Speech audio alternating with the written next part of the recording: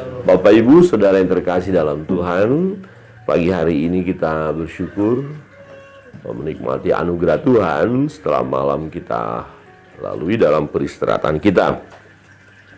Pagi hari ini kita akan melanjutkan pembacaan firman Tuhan dari 1 Korintus pasal 7. Nah, di bagian ini kita melihat satu hal yang menarik, bahwa Rasul Paulus menekankan atau mengajarkan supaya seseorang yang percaya kepada Tuhan waktu dia dipanggil tidak perlu mengubah dirinya.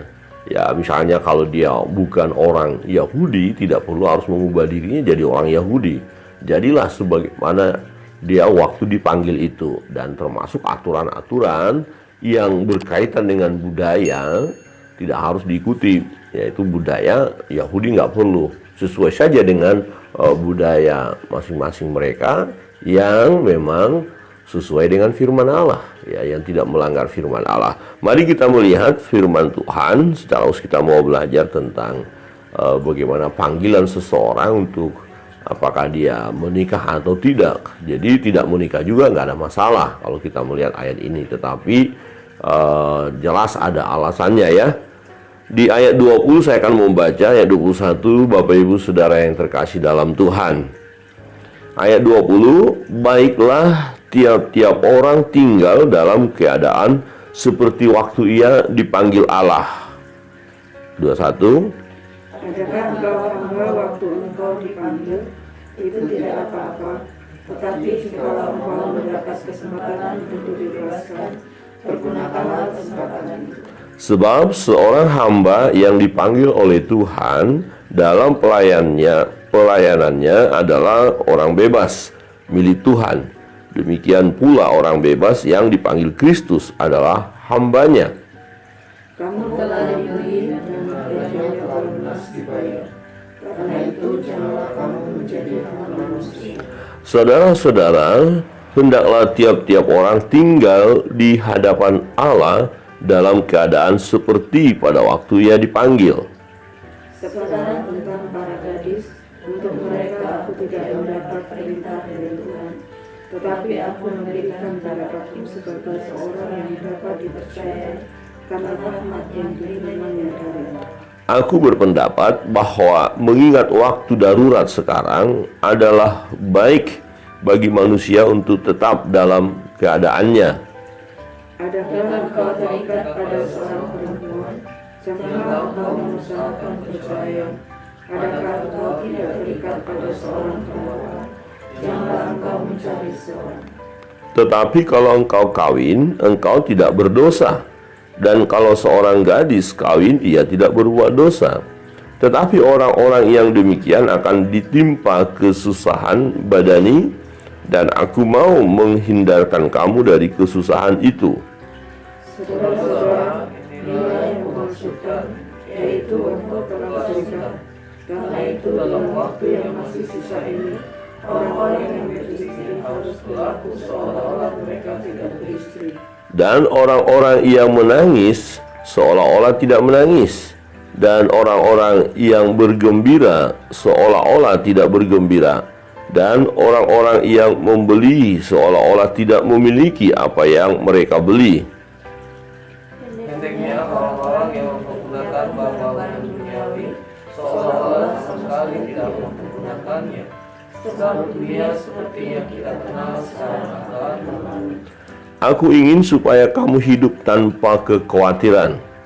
Orang yang tidak beristri memusatkan perhatiannya pada perkara Tuhan, bagaimana Tuhan berkenan kepadanya. Orang yang beristri memusatkan perhatiannya pada perkara duniawi, bagaimana ia dapat menyenangkan istrinya. Dan dengan demikian perhatiannya terbagi-bagi. Perempuan yang tidak bersuami dan anak-anak gadis memusatkan perhatian mereka pada perkara Tuhan, supaya tubuh dan jiwa mereka kudus. Tetapi perempuan yang bersuami memusatkan perhatiannya pada perkara duniawi, bagaimana ia dapat menyenangkan suaminya. Semuanya ini kukatakan untuk kepentingan kamu sendiri, bukan untuk menghalang-halangi kamu dalam kebebasan kamu, tetapi sebaliknya supaya kamu melakukan apa yang benar dan baik, dan melayani Tuhan Tuhan tanpa gangguan. Tetapi jikalau seorang menyangka bahwa ia tidak berlaku wajar terhadap gadisnya, jika gadisnya itu telah bertambah tua dan ia benar-benar merasa bahwa mereka harus kawin, baiklah mereka kawin kalau ia menghendakinya. Hal itu bukan dosa. Tetapi kalau ada seorang yang tidak dipaksa untuk berbuat demikian, benar-benar yakin dalam hatinya dan benar-benar menguasai kemauannya, telah mengambil keputusan untuk tidak kawin dengan gadisnya, ia berbuat baik.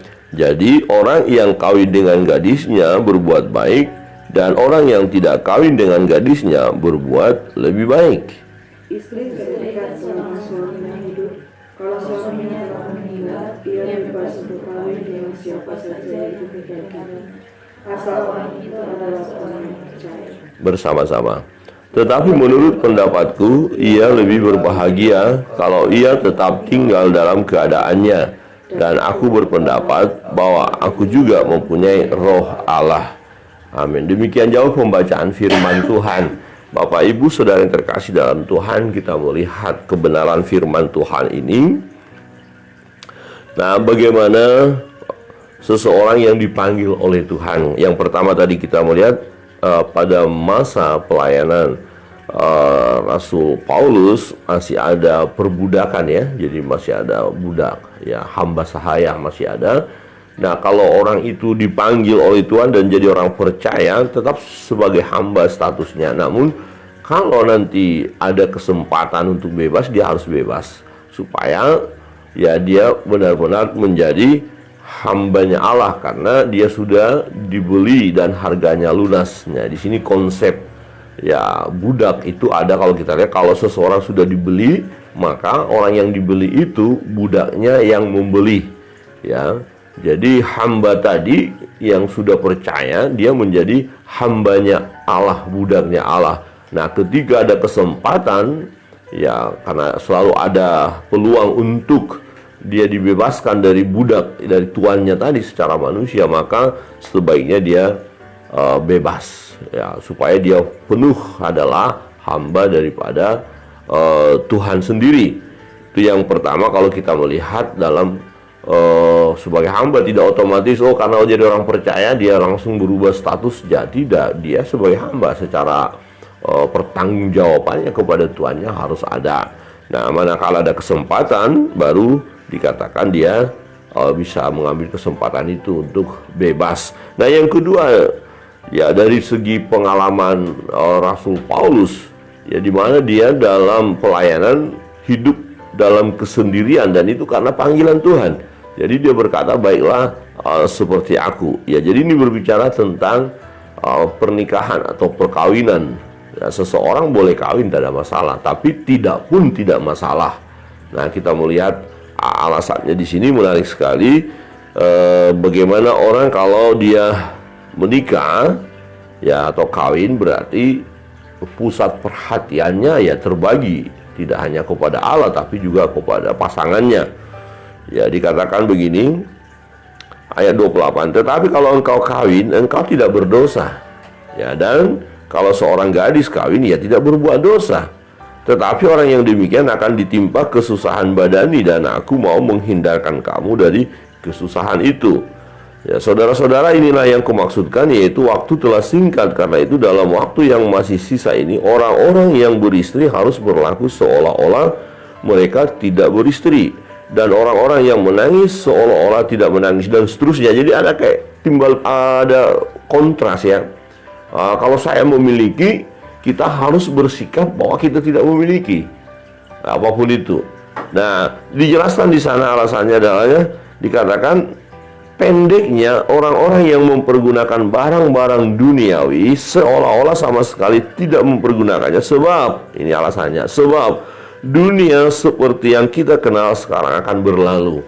Jadi jangan kita mengikatkan diri. Seorang suami tidak boleh mengikatkan diri kepada istri. Seorang istri tidak boleh mengikatkan diri atau tergantung kepada suami, ya, itu maksudnya, ya. Jadi, dan yang punya milik barang-barang kepunyaan kita, nggak boleh kita memilikinya, meyakini bahwa ini milikku, ini harus punyaku, karena ini semua akan bisa lenyap, itu maksudnya. Sehingga kalau kita merasa memiliki, ya kemudian ketika dia hilang lenyap, itu akan mengalami kedukaan, dikatakan tadi, mengalami kesedihan yang luar biasa.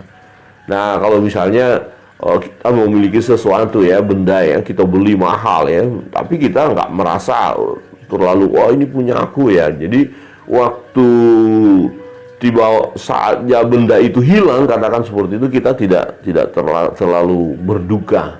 Ya sudah, memang saya menganggap itu bukan sesuatu yang harus aku miliki. Ya, nah saudara yang terkasih dalam Tuhan, bagian ini juga berbicara menunjukkan bagaimana seseorang jika dia menikah dan jika tidak menikah. Ya, ada baiknya tidak menikah, kata Rasul Paulus. Ya, tetapi baik juga kalau menikah. Nah, jadi ini bukan suatu paksaan, bukan satu tekanan, tetapi pilihan. Harus sesuai dengan keyakinannya atau kesungguhannya. Nah, ayat 32 berkata begini, aku ingin supaya kamu hidup tanpa khawatir. Orang yang tidak beristri memusatkan perhatiannya pada perkara Tuhan, bagaimana Tuhan berkenan kepadanya. Jadi dia tidak memikirkan pasangannya, bahkan tidak memikirkan anak-anak nanti, karena memang dia tidak menikah. Terus pusat perhatiannya hanya kepada Allah. Jadi dia ini giat melayani, ya, mempersembahkan yang terbaik bagi Tuhan. Dia memiliki panggilan untuk itu. Nah, orang yang beristri memusatkan perhatiannya pada perkara duniawi, bagaimana ia dapat menyenangkan istrinya. Dan dengan demikian perhatiannya terbagi-bagi. Nah, ini di sini letaknya ya. Nah, secara khusus untuk pelayan-pelayan Tuhan ya. Jadi ada seseorang misalnya dipanggil melayani. Mana lebih baik, tidak menikah atau menikah? Ya, ini terserah pikiran. Tapi kalau kita lihat firman di sini, supaya perhatian kita fokus kepada pelayanan kepada Allah, lebih baik tidak menikah. Tapi ini tidak semua orang bisa. Ya, karena nanti dikatakan kita tidak tahan bertara, kita jangan sampai hangus, jangan sampai ternyata kita melakukan perzinahan, tidak boleh. Ya, jadi orang yang menikah kemudian dia melayani pasti terbagi. Ya, benar, harus memikirkan istri dan anak-anak. Tetapi itu bukan sesuatu yang salah. Ya, bukan sesuatu yang salah, karena memang Tuhan juga memanggil kita untuk beranak cucu dan bertambah banyak.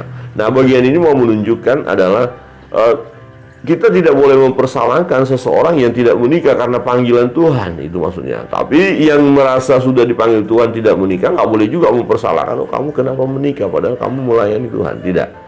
Nah, pun demikian untuk jemaat semua, ya, menikah tidak menikah itu bukan sesuatu yang harus dipaksakan. Ya, harus sesuai dengan panggilan. Nah, perhatikan dikatakan di sana, dan dengan demikian perhatiannya terbagi-bagi, perempuan yang tidak bersuami dan anak-anak gadis memusatkan perhatian mereka pada perkara Tuhan, supaya tubuh dan jiwa mereka kudus. Tetapi perempuan yang bersuami memusatkan perhatiannya pada perkara duniawi, bagaimana ia dapat menyenangkan suaminya. Ya, jadi timbal balik, suami akan berjuang menyenangkan istri dan anak-anak nanti, istri akan berjuang juga menyenangkan suami dan anak-anak. Tetapi yang tidak menikah, laki-laki yang tidak menikah, pusat perhatiannya hanya kepada Allah. Yang perempuan yang tidak menikah, dia hanya memusatkan kepada Allah. Nah, semuanya ini kukatakan untuk kepentingan kamu sendiri, di ayat 35, bukan untuk menghalang-halangi kamu dalam kebebasan kamu, tetapi sebaliknya supaya kamu melakukan apa yang benar dan baik dan melayani Tuhan tanpa gangguan. Saudara yang terkasih dalam Tuhan, intinya di situ ya. Nah, semuanya ya untuk kemuliaan nama Tuhan. Ya, kalau menikah memang pasti ada tantangan yang dihadapi, ada tantangan yang berbeda dibandingkan dengan yang tidak menikah. Tapi yang tidak menikah juga ada tantangan yang berbeda, ya, yang harus dialami dengan orang yang menikah. Jadi kalau dikatakan misalnya ya, saya punya anak gadis dan udah dewasa, kemudian anak gadis saya minta supaya dia menikah, nggak ada masalah. Ya harus katakan ya. Ya, menikah teman hidup perlu didoakan. Tapi kalau ada orang tua anak gadisnya tidak mau menikah, mengambil keputusan untuk tidak menikah, itu juga tidak masalah. Tetapi jujur saja, orang tua mulai bergumul kalau anaknya tidak menikah. Itu banyak orang yang tidak atau belum bisa menerima dengan lapang dada kalau anak-anaknya tidak menikah. Pasti, aduh Tuhan, kenapa anak saya kok nggak menikah? Nah, jadi dengan bagian firman Tuhan ini kita lihat sebenarnya orang tua tidak boleh terlalu punya beban seperti itu. Kalau memang dia mengambil keputusan, anak-anak ini mengambil keputusan untuk tidak menikah padahal mereka sudah dewasa, ya itu tidak masalah. Sejauh mereka ambil keputusan itu ya berdasarkan panggilan Tuhan. Artinya ya mereka benar-benar yakin dipanggil oleh Tuhan untuk tidak menikah. Ya, saudara yang terkasih dalam Tuhan, di ayat 37 berkata begini, tetapi kalau ada seorang yang tidak dipaksa, ya tidak dipaksa untuk berbuat demikian, benar-benar yakin dalam hatinya dan benar-benar menguasai kemauannya, telah mengambil keputusan untuk tidak menikah dengan gadisnya, ia berbuat baik. Jadi ini tergantung dari anak gadis itu sendiri, ya. Harus yakin ya, benar-benar yakin dalam hatinya dan dikuasai kemauannya. Jadi bukan karena emosi semata, ya bukan. Tetapi dia yakin benar, dia tahu panggilan itu dan dia akhirnya mengambil keputusan untuk tidak menikah. Itu pun baik, ya itu baik.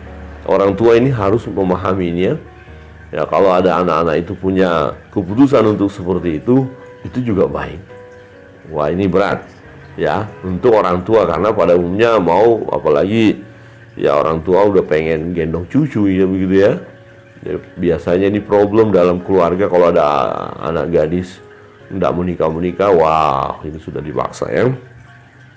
Berbeda anak gadis di sini kayaknya sudah langsung punya pasangan ini semua ini ya. Ya udah. Bagaimana? Lebih baik tidak menikah ya? Nari, siapa sih? Ya, saya ini bagus untuk tidak menikah ya. Amin. Enggak ada amin dia. Urna siap untuk tidak menikah ya. Enggak bisa Pak Pendeta, bahaya. Si Ina bagaimana?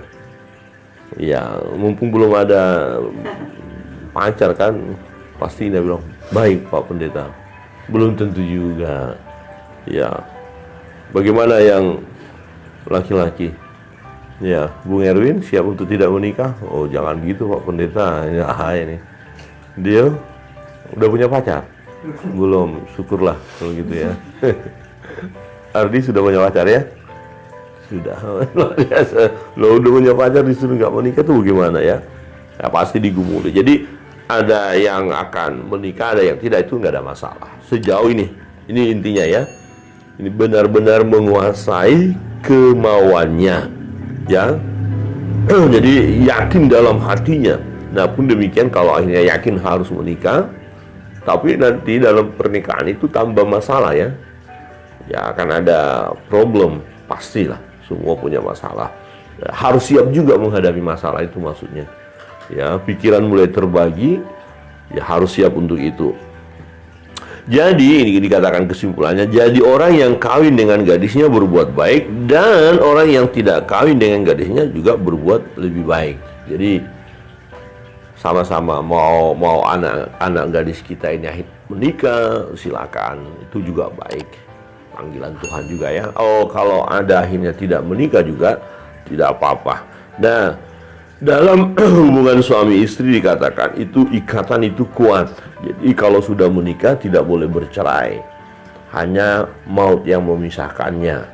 Nah, itu harus dipahami ya oleh pemuda-pemudi yang akan masuk dalam pernikahan. Nah, yang sudah menikah itu harus dipahami juga. Jangan waktu bimbingan pranikah belajar memahaminya, tapi setelah menikah nggak mau memahaminya. Nah, ini terjadilah perceraian dan sebenarnya itu tidak boleh. Nah, kapan itu ikatan itu bisa lepas? Di ayat 39, istri terikat selama suaminya hidup. Kalau suaminya telah meninggal, ia bebas untuk kawin dengan siapa saja yang dikehendakinya, asal orang itu adalah seorang yang percaya. Ya, harus sama-sama percaya ya, beriman. Jadi seseorang yang sudah menikah boleh menikah lagi kalau pasangannya sudah meninggal. Itu penyelesaian dari ikatan ya, janji nikah itu ini luar biasa ya. Nah, Bapak Ibu Saudara yang terkasih dalam Tuhan, kebenaran firman ini mengingatkan kita akan adanya kebebasan, tetapi kebebasan itu harus sesuai dengan juga firman Allah ya. Baik dalam hal menikah atau tidak menikah tadi, ataupun status tadi sebagai hamba atau budak, bisa mengalami kebebasan dari perbudakan itu jika tuannya memberi kesempatan untuk dia bebas. Jadi semua ada dalam pilihan kita. Nah, dalam perjalanan hidup ini tidak ada paksaan yang Tuhan tidak memaksa, tetapi memberi pilihan, dan pilihan itu semua adalah ada dalam firman Allah. Artinya pilihan A atau pilihan B itu tidak membuat kita berdosa. Ya, tetapi yang terbaik bagi kita, kita pilih, kita ambil. Nah, biarlah semuanya untuk kemuliaan nama Tuhan. Pelajaran pada pagi hari ini mengingatkan kita akan panggilan Tuhan secara khusus untuk hidup berumah tangga. Ya, dalam pernikahan itu ini adalah ikatan yang kuat, sehingga harus mempertanggungjawabkan semua. Ya, suami istri harus mempertanggungjawabkannya, dan bagi mereka yang tidak menikah pun harus mempertanggungjawabkan hal itu juga, bahwa mereka fokus kepada pelayanan, fokus kepada Allah, dan mereka, hati mereka, ya pikiran mereka, perhatian mereka tidak terbagi-bagi. Jadi bagaimana yang belum menikah, apakah tetap tidak menikah atau akan menikah, itu ada dalam pilihan. Nah, yang sudah menikah, pertahankan, ya, tidak boleh bercerai. Kapan perceraian itu bisa terjadi atau ikatan itu putus? Ketika salah seorang dipanggil oleh Tuhan. Jadi firman Tuhan pagi hari ini mengingatkan kita betapa eratnya pernikahan itu, dan juga mulia juga bagi seseorang jika dia tidak menikah, karena panggilan untuk melayani Tuhan. Tuhan Yesus memberkati kita sekalian. Kita akan naikkan